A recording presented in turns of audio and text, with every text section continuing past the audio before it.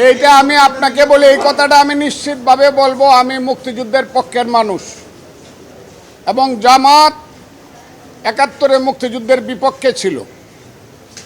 ৫ই আগস্ট ঘটার পরে আমি খুব সুস্পষ্টভাবে বলেছি, জামাত যদি সঠিক পথে চলে, ৫৪ বছর আগের কথা বাদ দিয়ে যদি তারা বাংলাদেশের মানুষের কাছে যদি বলে যে আমাদের পূর্বপুরুষরা যা করে গেছে সেগুলো আমরা সব ভুলে গেছি, আমরা নতুনভাবে আমরা রাজনীতি করব, এমন তারা যদি শরিয়া রাজনীতি করে তাতেও আমার সেলিউট, কিন্তু ভোট পেয়ে তাদেরকে ক্ষমতা দখল করতে হবে।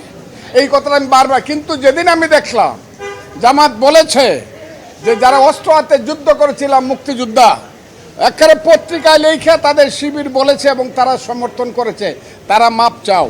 এবং যেদিন জামাত বলেছে যে ৭১ সনের মুক্তিযুদ্ধ ছিল ভাইয়ে ভাইয়ে গণ্ডগোল এবং এইটা একটা চক্রান্তকারী দেশ এই গণ্ডগোলটা লাগাইছে, সেই দিন থেকে আমি মুক্তিযোদ্ধা হিসাবে আমার পবিত্র দায়িত্ব মনে করছি জামাতের এই মুক্তিযুদ্ধ বিরোধী কথার বিরুদ্ধে নীতিকে অবস্থানে নেওয়া, এবং সেই অবস্থানে থেকে আমি কথা বলছি।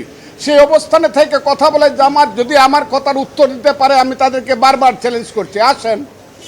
আমি তো আমিরকেও চ্যালেঞ্জ করছি, আসেন আপনারা বসি, আপনারা কোন মুক্তিযুদ্ধের ব্যাপারে কি বলতে চান। আমি এই ব্যাপারে কোনো কম্প্রোমাইজ করব না, মুক্তিযুদ্ধের ব্যাপারে আমি কোনো কম্প্রোমাইজ করব না। আমি যেভাবে বুঝি সেইভাবে কথা বলবো। যদি কোনো অন্যায় কথা বলি তারা আমার নামে মামলা করবে, আমি জেলখানায় দেব, কথাটা খুব ক্লিয়ার। কিন্তু মুক্তিযুদ্ধের ব্যাপারে আমি কোনো কম্প্রোমাইজ বা আমি কোনো আপোষ করব না।